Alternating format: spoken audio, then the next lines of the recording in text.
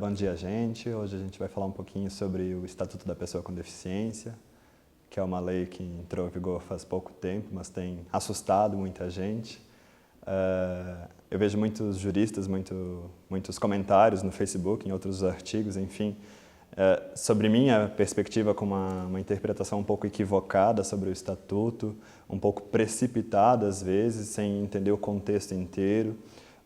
Está sendo feita uma análise, às vezes, isolada de alguns artigos, determinados artigos, mudou o Código Civil isso, ou o Estatuto tem determinado dispositivo, sem fazer uma análise do conjunto, do contexto num geral, que eu acho que é muito importante a gente fazer uma análise sobre isso aqui, para fazer uma leitura sistemática, então a gente conseguir compreender qual que é a lógica do Estatuto, qual que foi a necessidade do Estatuto, que, num geral, ele é muito bom, apesar de ter sido muito criticado, principalmente numa visão mais rápida dele, em desproteger, digamos assim, algumas pessoas, e que é a parte que está sendo surpreendida pela maioria dos juristas, e que a gente tem que entender, primeiramente, que o Estatuto não é uma novidade legislativa brasileira. Ele já vem de uma convenção de Nova York, que é um tratado que o Brasil foi signatário há alguns anos atrás. É o único tratado que a gente tem no Brasil que ele foi aprovado com aquele quórum para virar emenda constitucional, com força de emenda constitucional. Então, não é uma novidade brasileira, isso é uma súplica internacional, uma súplica mundial do qual o Brasil fez parte. Muitos artigos e dispositivos daquele tratado são bem mais fortes do que o próprio Estatuto veio, então ainda o Brasil foi um pouco, até que tímido, por mais que ele tenha sido muito inovador, ele foi tímido com relação a alguns artigos daquela convenção. Então não dá para culpar o nosso legislador, isso é um apelo mundial, principalmente porque nas situações de pessoas com deficiência, por muitas vezes era ouvida a voz da família, a vontade da família, e era calado completamente a vontade ou a voz da pessoa com deficiência. E é isso que o Estatuto está tentando mudar, dar direito de voz a essas pessoas. Espera aí, o que elas querem? Será que é o melhor jeito de tratá-las assim? Que por ter deficiência elas não teriam os direitos comparados às outras pessoas? Então, é essa correção, digamos até que milenar, que o Estatuto visa corrigir. O sistema de capacidades, incapacidade relativa absoluta, vem lá do cristianismo há muito tempo, a Igreja Católica já pregava essas questões, então era um sistema que aparentemente funcionava, para quem não estava na situação dessas pessoas com deficiência. É muito fácil para nós julgarmos que eles estão sendo protegidos sem nunca ouvi-los. A gente tem uma impressão de que está tudo certo com eles sem nos importarmos realmente se eles estão achando isso certo ou não. Então o Estatuto vem num bom momento para tentar mudar isso. Calar um pouco a voz da família, da sociedade e dar direito de voz às pessoas com deficiência. O Estatuto vai tratar da deficiência física, da deficiência mental, intelectual, enfim. Não digamos que a deficiência física tenha menos importância, mas ela foi uma preocupação maior para as entidades privadas, que vão ter que se adaptar com acessibilidade, ou questões que já é meio que até óbvio que já deveriam existir. Então, as pessoas com deficiência não são a preocupação maior para os civilistas, para o direito, enfim, porque elas sempre tiveram a capacidade plena reconhecida e a plena manifestação de vontade. O que assustou, e talvez a gente vai debater com maior atenção aqui, são as pessoas com deficiência mental, as pessoas que eram julgadas como deficientes. O Estatuto, assim, a principal mudança dele foi nos artigos do Código Civil, artigo 3º e artigo 4º. Mudando as teorias ali da capacidade relativa, da capacidade e da incapacidade relativa, da incapacidade absoluta, em que, pelo simples fato de ser deficiente, a pessoa era considerada incapaz, não importando se ela sabia ou não o que estava fazendo. Tinha qualquer deficiência? Incapaz. Era isso que o Código Civil dizia. tanto lá nos absolutamente quanto nos relativamente. Se a pessoa não tivesse o desenvolvimento cerebral completo, era absolutamente incapaz. Se a pessoa não tivesse... Desculpa, era relativamente incapaz. Se a pessoa não tivesse compreensão de alguns atos temporários, seja o que for, e tivesse qualquer deficiência, era incapaz. Então, o quesito para ser incapaz antes era ser deficiente. E é isso que o Estatuto mudou. Hoje, não é ser deficiente que caracteriza uma pessoa com incapacidade. Ele separa esses institutos de deficiência e capacidade. Então, uma pessoa hoje não pode ser considerada incapaz pelo simples fato de ser deficiente. Hoje, os absolutamente incapazes pelo Código Civil são apenas os menores de 16 anos. Aí tem legislação especial tratando dos índios, que também são considerados absolutamente incapazes para os atos da vida civil. E os relativamente incapazes, teve uma mudança ali na redação, permanecendo a questão de que os que não conseguirem se manifestar, seja por causa temporária ou permanente, serão relativamente incapazes. Então, o que é para prestar atenção aqui que muita gente não se ateve a isso? Não quer dizer que uma pessoa em coma, que uma pessoa que não consiga de forma alguma saber o que está fazendo, deixou de ser incapaz. Não. Deixou de ser incapaz quem era deficiente. Ponto. Pode ser que ainda assim seja incapaz, por quê? Porque pelo artigo 4º ela não consiga se manifestar, seja por causa temporária, seja por causa permanente. Então, a causa de incapacidade hoje é a falta de manifestação de vontade e não mais o simples fato de deficiência. Então, vão ter casos que algumas pessoas com deficiência vão ser consideradas incapazes, sim, porque não conseguem se manifestar, mas não porque são deficientes. E isso entraria qualquer outra pessoa na mesma situação que não pudesse se manifestar. Alguém em coma, alguém que não tem os sentidos, enfim, com paralisia cerebral, que não consiga de qualquer forma expor a sua vontade ao mundo. Essas pessoas são consideradas incapazes, não pela deficiência, pela doença em si, mas por não se manifestarem. Então, esse é o primeiro ponto muito importante a ser tomado. Quanto à curatela. A curatela, já lá na parte especial do Código Civil que fala sobre o procedimento de curatela em si, ele vai dizer a mesma coisa, que só podem sofrer o processo de interdição essas pessoas que não tiverem poder de manifestação de vontade. Então, pelo simples fato de ser deficiente, uma pessoa não irá ser interditada. Mas se ela não tiver como manifestar a sua vontade, aí vamos para o procedimento de curatela, que seria o mesmo para qualquer outra pessoa que não se enquadrasse nesse mesmo quesito de manifestação de vontade. Então, ali os institutos do artigo 3º e 4º e lá da curatela, eles se interligam com as mesmas palavras, inclusive. Os dois excluíram a questão de ser pessoa deficiente para trocar pela questão de pessoas que não manifestam sua vontade. Teve algumas outras alterações no decorrer do Código ou do próprio Estatuto, como, por exemplo, antes, pelo simples fato de ser deficiente, portador de deficiência, a pessoa não poderia ser admitida em juízo como testemunha. Então, esses dispositivos foram revogados do Código Civil. Antes, os cegos e surdos também não poderiam ser testemunhas quanto aos sentidos que lhe faltassem.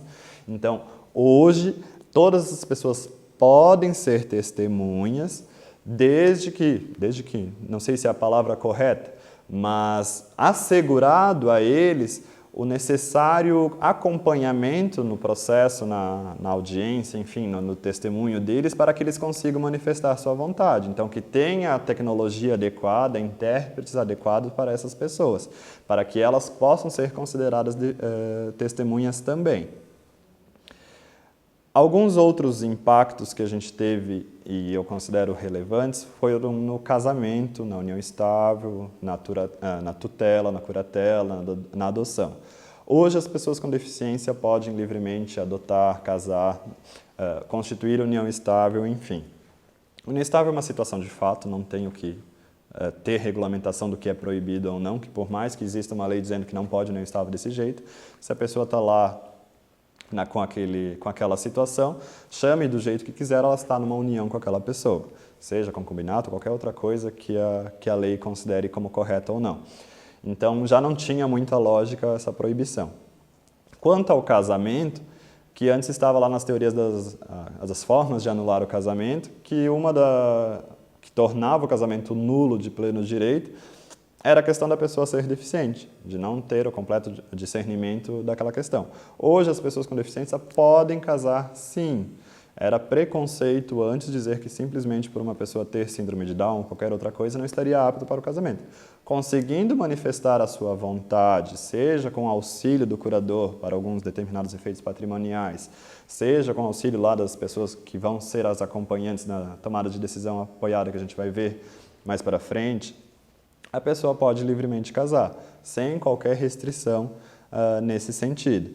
Antes havia também a possibilidade do cônjuge que descobrisse qualquer deficiência posterior anulasse esse casamento, o que era um preconceito com o seu cônjuge. Agora descobri que a pessoa tem uma falha cerebral, enfim, tem síndrome de Down, que eu não tinha percebido antes, vou anular o casamento porque eu não sabia. Isso era preconceito, hoje também não pode. O que ainda continua é a questão do defeito físico irremediável, que caso isso influencie diretamente na vida conjugal, que não seria propriamente a deficiência. Outros casos que mudaram.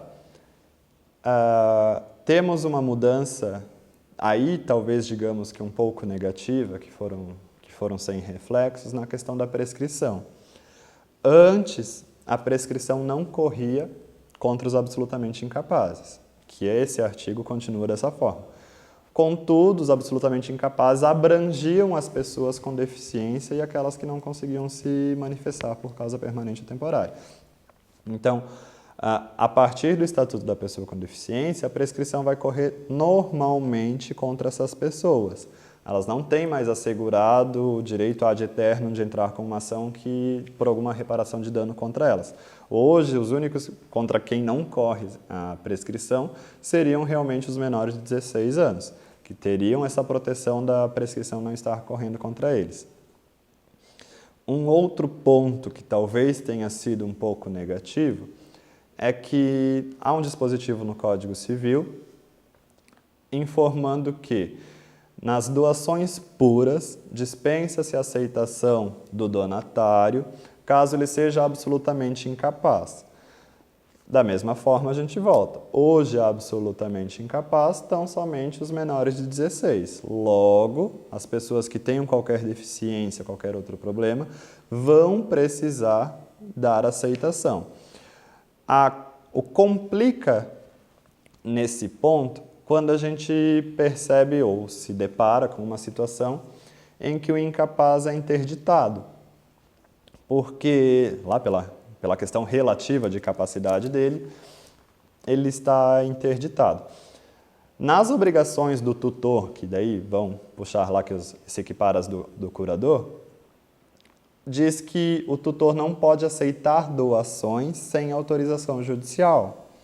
Então, uma pessoa que está interditada não vai conseguir receber doações de bens, os imóveis, vamos dizer mais precisamente, porque são os que exigem forma escrita a depender do valor, sem autorização judicial, que antes era um ato muito simples, demonstrando com uma interdição que a pessoa era absolutamente incapaz, não precisava nenhum ato a mais para isso. Então, hoje, para aceitar doações de relativamente incapazes, o curador vai ter que pedir uma autorização judicial, seja ela simples, pura, de qualquer forma, vai ter que ter autorização judicial, por previsão expressa do Código Civil.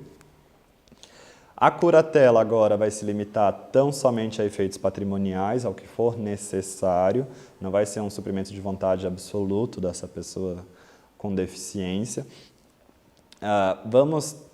Temos um instituto novo no Código Civil, que é a tomada de decisão apoiada, que ele também foi um pouco criticado porque, como que a pessoa que não se manifesta vai conseguir pedir o auxílio de apoiadores?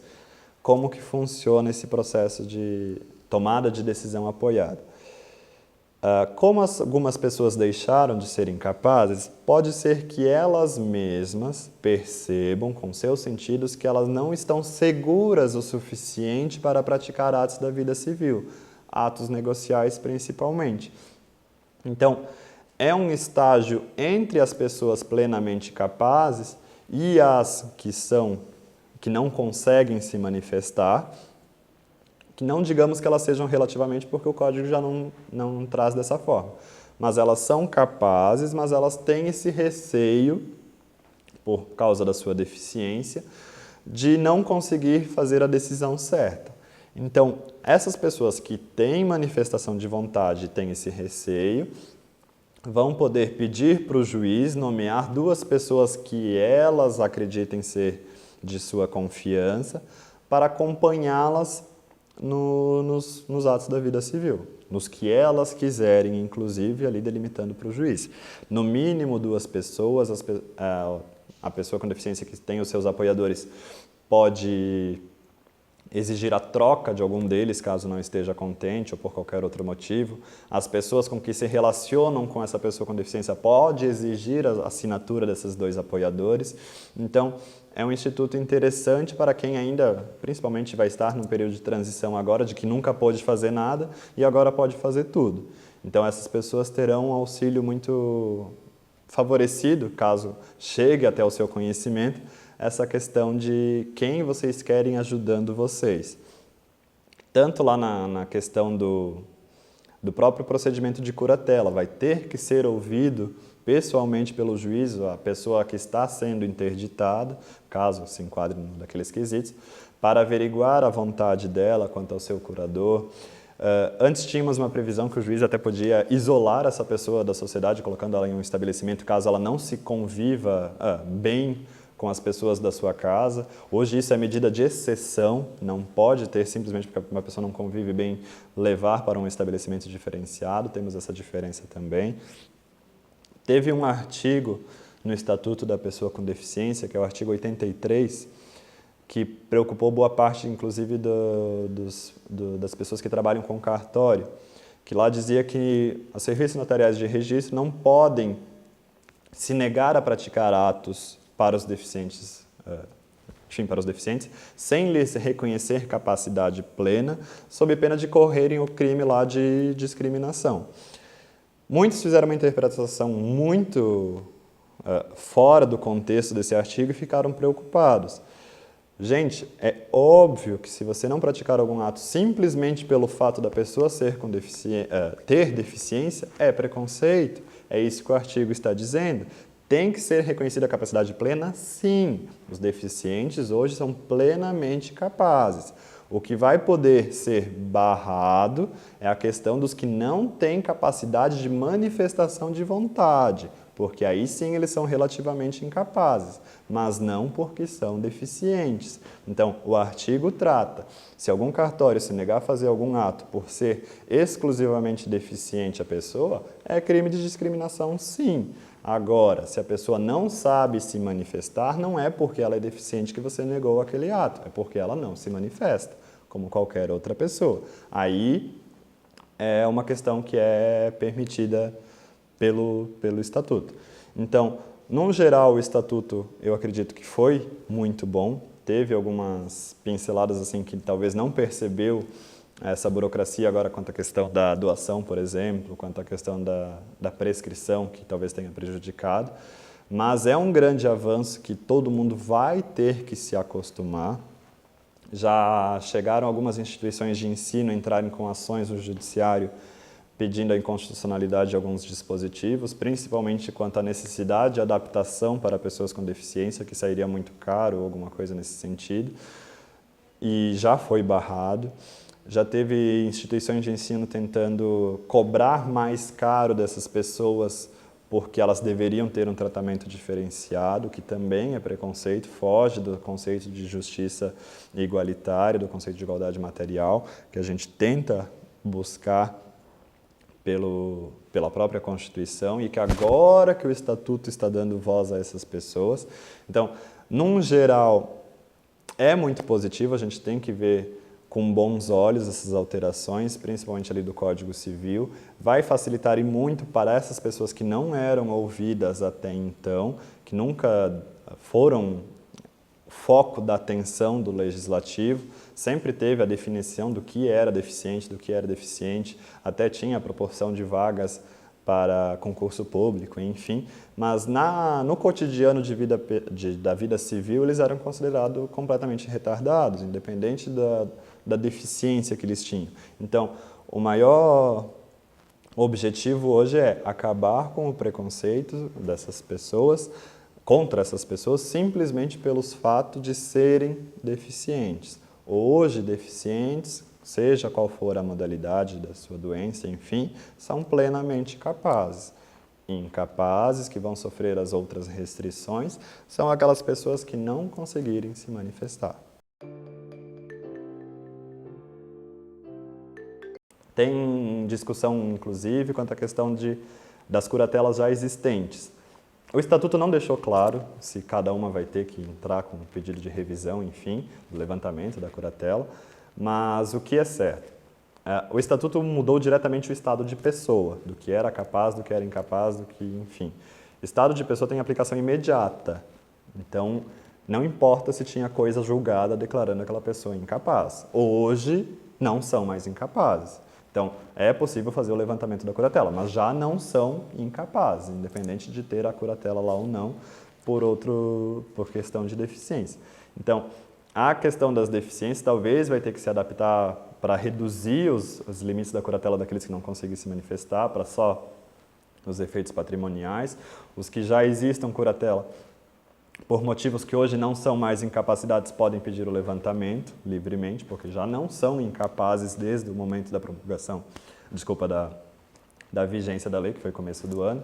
Então, é um detalhe que ainda a gente vai sentir no judiciário como vai funcionar. A gente não tem uma certeza de se isso vai fluir bem e qual vai ser a interpretação dada pelos juízes. A minha, particularmente, já não são mais incapazes, só falta tirar aquela curatela que antes existia sobre elas.